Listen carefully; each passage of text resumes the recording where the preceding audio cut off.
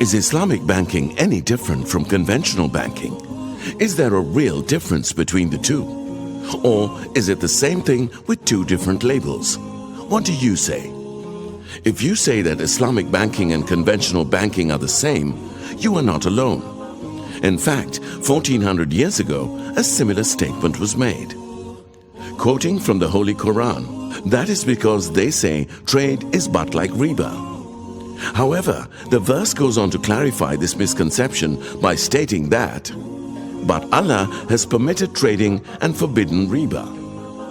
But what has trade got to do with banking? This brings us to the most significant difference between Islamic banking and conventional banking. While the central role of conventional banking is to operate as borrowers and lenders of money, the central role of Islamic banking is to operate as a trader. Therefore, earnings of an Islamic bank is a result of trading activities unlike a conventional bank. Such trading activities includes sale of commodities, leasing of assets, providing services and investing into business through varied relationships. The relationships formed with customers bring out another key area where a marked difference is seen between Islamic banking and conventional banking. Conventional banking predominantly revolves on a single type of structure and relationship, which is of a lender and borrower. However, Islamic banking operates on a multitude of trading structures and relationships, some of which are as follows. In a sale-based structure, which is called murabaha, the relationship is of a buyer and seller, where earnings, if any, comes from the profit on sale. In a rental-based structure, which is called ijara, the relationships is of a lessor and lessee, where earnings, if any, come in the form of rent. In participation-based structures, which are called musharaka and mudaraba, the relationship is that of a partnership, where earning, if any, comes from profit sharing.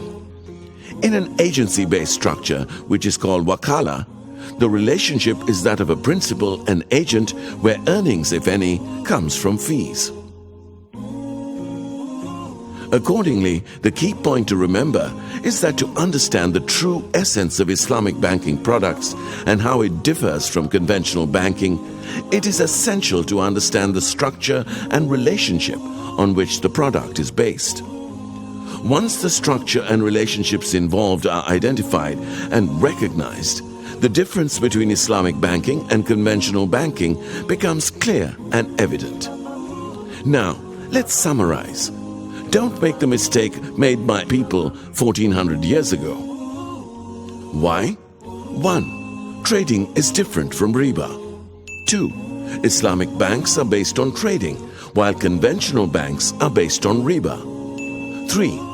Islamic banking earnings are a result of trading activities, which come in the form of profit on sale, rent, profit share, or fees. 4.